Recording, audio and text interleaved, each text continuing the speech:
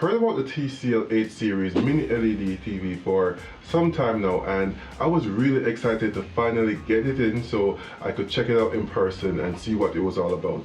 But now that I've had it here using, testing, comparing to other top TVs of 2019, I have some mixed feelings, and in this review I'll tell you exactly why that is. Stick around. Perfect.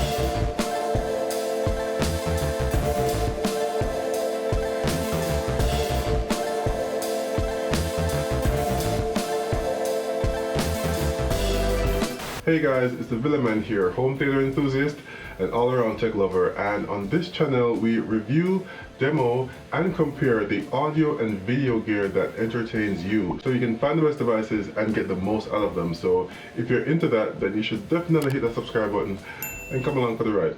So the TCL 8 series mini LED TV was released in November 2019, and the thing that makes it so special is that it's the newest twist on the LED backlit LCD TV.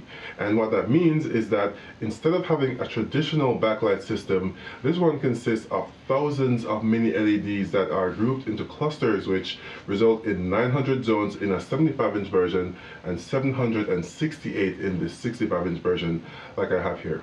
That gives it more local dimming zones than any other TV in this class, and more than the high-end ones for that matter. But the kicker here is, since it's from TCL, then it had a launch price of $2,000 for the 65-inch version and $3,000 for the 75-inch version. Most of the mid-range TVs in 2019 launched at a price at or around $3,000 for the 65-inch version. So you can see. I mentioned all of that for context so you understand just how much of a big deal this TV is.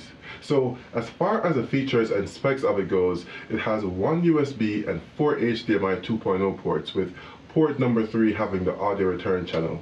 It comes in two sizes, as I mentioned before, 65 and 75 inches. It has support for HDR10, Dolby Vision, and Hybrid Log Gamma HLG. It runs Roku OS, which is pretty fast and intuitive, although the setup process is a bit more tedious than it has any right to be. Anyways, enough about specs. If you want to check out more specs, then you can check out the unboxing video, but let's get down to what you can expect from this TV. The design is premium with good quality materials and metal everywhere. The stand is T-shaped and protrudes in front of the TV, but overall it looks pretty good. In fact, it looks as upmarket as any other TV I've reviewed this year, but let me tell you one thing, this is the heaviest TV you will ever lift, and if you actually get the 75-inch version, then I hope you work out. Yeah. The usability of this TV is good. The Roku OS is feature-packed with all the favorite streaming apps and more, which are arranged in a simple tile layout. It's super fast and responsive, and switching between inputs is easy since all the inputs are also arranged as tiles in the interface. What I don't like so much was the included remote. The remote continues the theme of simplicity, since the remote is a typical Roku remote.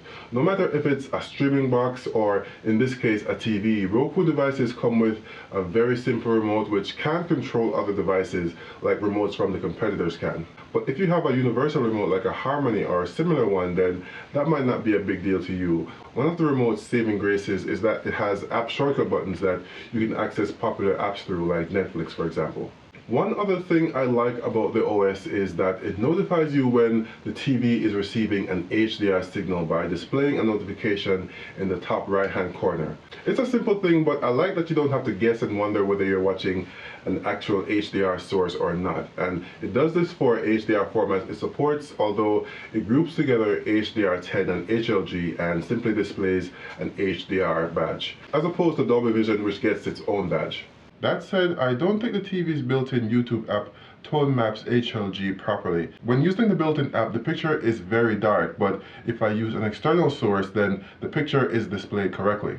Let's use this to segue into picture quality and my thoughts on it after using the TV and comparing it to other TVs like the popular QLED TV, the Vizio P Series X, and the Sony OLED, the AAG. Now, being a mini LED TV, the sheer amount of LEDs the TV has reduces and eliminates issues like blooming and dramatically increases contrast. At least that's what it's supposed to do. I mean, it does it in part, but I think it falls short in ways that I think TCL needs to address. Now, I'm going to be hard on this TV, and it's not because I think it's bad or I don't like it. I actually do like it, but because it's a first-gen product, then I think it's important to let our issues and gripes with it be known, because if we don't, then the manufacturers have less incentive to actually fix them going forward. Now, first let me just say that the picture that this TV produces is gorgeous.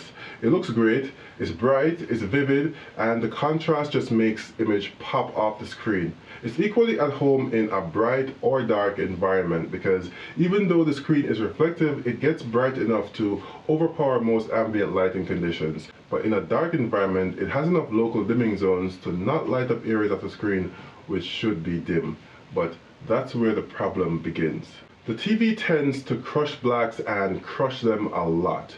TCL has implemented a very aggressive local dimming algorithm which results in some serious black crush, the extent of which wasn't apparent until I compared it to the Sony A8G OLED using the Spears and Munsell Starfield test. The TV would start the test later and end it sooner than both TVs I compared it to. And not only that, but the actual stars weren't as bright as they should be because the backlight was being so aggressively managed. At one point I had the TV in the dark picture preset and I ran the Starfield test and it didn't even display the test at all. As I said, way too aggressive. I think there's a middle ground where shadow and highlight detail can be maintained and blooming minimized that TCL just completely missed. Even with the backlight management they have implemented, there was still some blooming in some scenes. I don't think that's something an LCD TV will ever really get away from unless the local dimming zones become insanely small. Kinda like an emissive TV. 1080p upscaling was good. It didn't produce a lot of artifacts and the picture was good for what it was. I didn't feel like the picture was overly sharpened, but you could tell that it was from a lower resolution source. As far as colors are concerned, they were punchy and popped in colorful movies and games. In fact, colors are boosted in the normal HDR mode, but get toned down when you use the dark picture preset. But regardless of which preset I used, there was a green tint in the picture. TCL said they'd release an app so you can calibrate your TV at home called IPQ, but so far it's only available on the Google Pixel and not on any other devices. This isn't something that's very obvious unless you have a reference, but once you see it, that of course might be panel specific and any TV you buy might not have the issue, but mine did. Speaking of panel specific issues, there was also a good amount of clouding. Good amount? I don't really think there's such a thing as a good amount of clouding, but anyways. It was there in black and near black scenes and tended to be distracting. That was the only panel uniformity issue I noticed with the TV, and your TV may or may not have it. What your TV will have though is a loss of color and contrast during off-axis viewing, but that's pretty much typical of a VA type panel LCD TV. Game mode on this TV was great, issues I mentioned notwithstanding. Input lag was a non-issue. The response time felt quick and super fluid. There wasn't any issues with judder or anything else which would have distracted from the experience. Early reviews mentioned how the response time increased substantially if the local contrast was set to high, but I didn't notice anything like that. So my conclusion is that they must have fixed it with the firmware update that I installed when I did the initial setup. Either that or I'm trash at gaming, but if you watch the gaming comparison then you know that's not true. It's an HDMI 2.0 TV, so it doesn't have HDMI 2.1 features like enhanced audio return channel for HDMI, but it does support auto low latency mode, which switches the TV to game mode when a game signal is detected from a console like the Xbox One X. If you haven't seen them, then you should definitely check out the picture and gaming comparison that I've done with this TV. The one with the Sony A8G OLED TV is already up, and depending on when you're watching this, then the other one with the Vizio Quantum P Series X may also be up. Now that's another budget QLED TV, but that has a traditional backlight system, which is only 384 dimming zones. This one has twice as much. I think this TV launched at a weird time. If TCL had launched it at the beginning of the year, then I think it would have made for a much better value proposition than it actually is in November. At this point, all the high-end TVs that launched at the beginning of the year are around the same prices as the TCL is right now. So yeah, not the best time. Okay, so who is this TV for? Well, if you want an LCD TV with the newest tech of its kind out there that has a great picture now and the potential to improve some more to rival the picture quality of the highest end TVs out there, but you also understand the fact that this is new and with that comes some growing pains, then here you go. I've left links to buy the TV in the description below, as well as links to all the other 2019 TVs that I've reviewed so far. So if you want to help support the channel so we can help bring you more content like this, then you should definitely consider buying a TV using those affiliate links provided. Or you can also go to the merch store and get a home theater or gaming t-shirt, because during the month of November we are having what I can only call a 20% off mega sale. You know, Black Friday and all that. So thank you for your support. Don't forget to like the video if you liked it and or found it informative. And definitely subscribe if you haven't already.